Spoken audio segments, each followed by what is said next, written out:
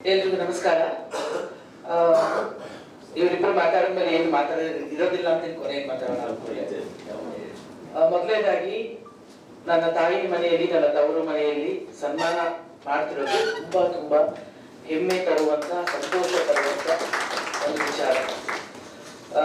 ಈ ಚೇಂಬರ್ ಯಾವಾಗ್ಲೂ ಒಂದ್ ರೀತಿ ನಮ್ಮನ್ನ ಒಳ್ಳೇದ್ ಮಾಡಿದಾಗ ಗುರುತಿಸಿ, ಏನಾದ್ರು ಸಂಕಷ್ಟದಲ್ಲಿದ್ದಾಗ ಬನ್ನಿ ಅಂತ ಕರೆದು ನಮ್ಮ ಸಲಹೆಗಳನ್ನು ಕೇಳಿ ಅದಕ್ಕೆ ಒಂದು ರೀತಿಯಾದ ಬೆಲೆ ಕೊಡೋದಿದೆಯಲ್ಲ, ಅದನ್ನ ನಮ್ಗೆ ತುಂಬಾ ಸಂತೋಷ ಅನ್ಸುತ್ತೆ. ಯಾಕೆಂದ್ರೆ ಯಾರನ್ನಾದ್ರೂ ಮೆಚ್ಚಿಸ್ಬೋದು, ಮನೆಯವ್ರನ್ನ ಮೆಚ್ಚಿಸೋದು ತುಂಬಾ ಕಷ್ಟ. ಏನೇ ಕೆಲಸ ಮಾಡಿದ್ರು ಇಲ್ಲ ನೀನು ಅದನ್ನ ಸ್ವಲ್ಪ ಚೆನ್ನಾಗಿ ಮಾಡಿರ್ಬೇಕಿತ್ತು, ಇಲ್ಲ ಅದನ್ನ ಹಿಂಗ್ ಮಾಡಿರ್ಬೇಕು ಅಂದ್ರೆ ತೀಡಿ ಸಂತೋಷ ಪಟ್ಟು ನಮ್ಮ ಸಂತೋಷವನ್ನ ನಿಮ್ಮ ಸಂಭ್ರಮ ಅಂತ ಅನ್ಕೊಂಡು ಇವತ್ತು ನಮ್ಮ 3 ಜನಕ್ಕೆ ಸನ್ಮಾನ ಮಾಡೋದಿದೆಯಲ್ಲ, ಅದು ನಿಜವಾಗ್ಲೂ ನಿಮ್ಮ ತಾಯಿತನವನ್ನ ಎತ್ತಿ ತೋರಿಸ್ತಾ ಇದೆ. ಅದಕ್ಕೆ ಚೇಂಬರ್ನ ಪ್ರತಿಯೊಬ್ಬ ಸದಸ್ಯರಿಗೂ, ಅಧ್ಯಕ್ಷರಿಂದ ಹಿಡಿದು ಪ್ರತಿಯೊಬ್ಬ ಹಾಲಿ ಮಾಜಿ ಯಾರಾಗಿದೆ ಅವರೆಲ್ಲರೂ ನಮ್ಮ ಮನೆಯವರೇ, ನಮ್ಮ ಮನೆ ಹಿರಿಯರು, ಅವರಿಗೆಲ್ಲರಿಗೂ ಕೂಡ ನಿಮ್ಮ ಮನೆಯ ಮಗಳು ತಾರಾ ಮಾಡುವ ಸಾಷ್ಟಾಂಗ ನಮಸ್ಕಾರಗಳು. ಇದರ ಜೊತೆಗೆ ಒಂದು ವಿಶೇಷ ಅಂತಂದ್ರೆ, ನನಗೆ ಅಕ್ಕ ಮಹಾದೇವಿ ವಿಶ್ವವಿದ್ಯಾನಿಲಯದಿಂದ ನನಗೆ ಡಾಕ್ಟರೇಟ್ ಬಂದಿದ್ದು. ಇವರಿಬ್ಬರಿಗೂ ಗಂಗೂಬಾಯಿ ಹಾನಗಲ್ ಆ ವಿಶ್ವವಿದ್ಯಾನಿಲಯದಿಂದ ಇವರಿಗೆ ಡಾಕ್ಟರೇಟ್ ಬಂದಿತ್ತು. ಇಬ್ಬರು ತಾಯಂದಿರಿಗರಲ್ಲಿ 2 ತಾಯಂದಿರ ಹೆಸರಿನ ವಿಶ್ವವಿದ್ಯಾನಿಲಯ ಈ ತಾಯಿ ಮನೆಯ ಮಕ್ಕಳಿಗೆ ಕೊಟ್ಟಿದ್ದಾರೆ. ನನಗೆ ಅದು ಬಹಳ ಸಂತೋಷ ಕೊಟ್ಟಂತ ವಿಚಾರ. ಆ ವಿಚಾರಕ್ಕೋಸ್ಕರನೇ ಕ್ಷಮೆ ಇರಲಿ, ನಾನು ನನ್ನ ಮನೆಯಲ್ಲಿ ಕೂಡ ಮಹಿಳೆಯರನ್ನೇ ಕರೆದು ನಾನು ಅವ್ರ ಜೊತೆ ಸಂಭ್ರಮ ಪಡ್ಬೇಕು ಅಂತ ಆಸೆ ಪಟ್ಟು ಮಾಡಿದೆ. ಅಧ್ಯಕ್ಷರು ಹೇಳ್ತಾ ಇದ್ರು, ನಮ್ಮನ್ನೆಲ್ಲ ಕರೆಯಲ್ವಾ ನಿಮ್ಮ ಮನೆ ಸಮಾರಂಭಕ್ಕೆ? ಇಲ್ಲ, ಪುರುಷರನ್ನು ಕರೆದು ಸನ್ಮಾನ ಮಾಡುವಂತ ಆಲೋಚನೆ ಖಂಡಿತವಾಗಿ ಇದೆ, ಖಂಡಿತ ಮಾಡ್ತೀನಿ ಅಂತ ಹೇಳಿ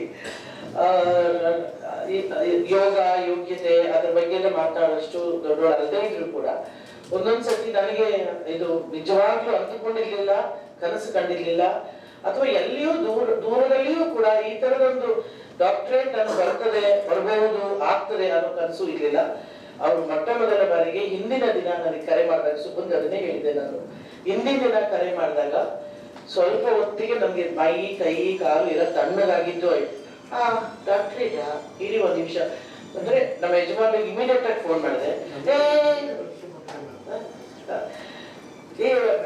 ಅಮ್ಮ ಅಷ್ಟೊಂದು ದೊಡ್ಡವ್ರು, ಯಾಕೆ ಎಲ್ಲ ದೊಡ್ಡವ್ರು ಇದ್ದಾರೆ, ಅವ್ರ ಹೆಸರು ಹೇಳು ನೀನು, ನಿನಗೆ ಆಮೇಲೆ ಓಕೆ ಅಂತ ಹೇಳು, ಆಮೇಲೆ ಓಕೆ ಅಂತ ಹೇಳಿ, ಈಗ ಬೇಡ ಅಂತ ಹೇಳಿ, ಈಗ ಬೇಡ ಅಂತ ಹೇಳಿದ್ರು.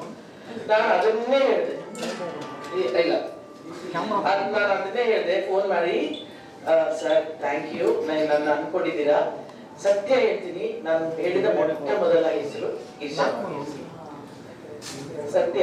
ಅದಾದ್ಮೇಲೆ ಹೇಮಮ್ಮ ಹೆಸರು, ಹೇಮಾ ಚೌಧರಿ ಅವರ ಹೆಸರನ್ನ, ಇವರಿಬ್ಬರ ಹೆಸರನ್ನ ಸೂಚಿಸಿದೆ. ಆದ್ರೆ ಅವ್ರು ಹೇಳಿದ್ದು ಇದು ಬೇಕು ಬೇಡಗಳಲ್ಲಿ ಇಲ್ಲ, ಈಗಾಗ್ಲೇ ಗವರ್ನರ್ ಅಂಕಿತ ಆಗಿ ಬಂದಾಗಿದೆ, ನಾಳೆನೇ ಸಮಾರಂಭ. ಹೌದಾ ಸರ್? ನಾನು ಇಲ್ಲೇ ಮೆಜೆಸ್ಟಿಕ್ ಎಲ್ಲೋ ಇರುತ್ತೆ. ಹೌದಾ, ಎಲ್ಲಿ ಸರ್? ಬಿಜಾಪುರದಲ್ಲಿ. ಬಿಜಾಪುರಕ್ಕೆ ಹಿಂಗ್ ಸರ್ ಬರೋದು ಅಂತ ಇಲ್ಲ, ನೀವು ಹೆಂಗಾದ್ರೂ ಬಂದ್ಬಿಡ್ಬೇಕು ಇವತ್ತೊಂದು ಕಾಲಕ್ಕೆ. ಅಂದ್ರೆ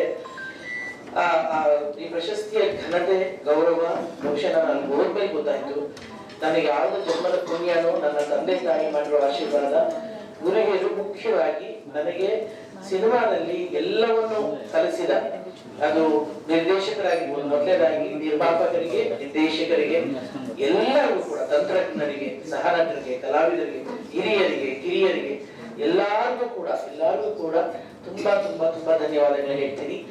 ಮಾಧ್ಯಮ, ಅಫ್ಕೋರ್ಸ್, ಅದು god is my godfather, always my great supporters are ಮಾಧ್ಯಮ ಮತ್ತು ಪತ್ರಕರ್ತರು, ಅವರಿಗೂ ಕೂಡ ಮತ್ತು ಇಲ್ಲಿರುವ ಎಲ್ಲರಿಗೂ ಕೂಡ ಮತ್ತೊಮ್ಮೆ ಇವರಿಬ್ಬರಿಗೆ ಹಾರ್ದಿಕ ಕಂಗ್ರಾಚುಲೇಷನ್ಸ್ ಹೇಳ್ತಾ, ಥ್ಯಾಂಕ್ ಯು ನರಸಿಂಹಣ್ಣ, ಥ್ಯಾಂಕ್ ಯು ನಿಮ್ಗೆ ಎಲ್ಲರಿಗೂ ತುಂಬಾ ಥ್ಯಾಂಕ್ಸ್, ಎಲ್ಲರಿಗೂ ತುಂಬಾ ಥ್ಯಾಂಕ್ಸ್.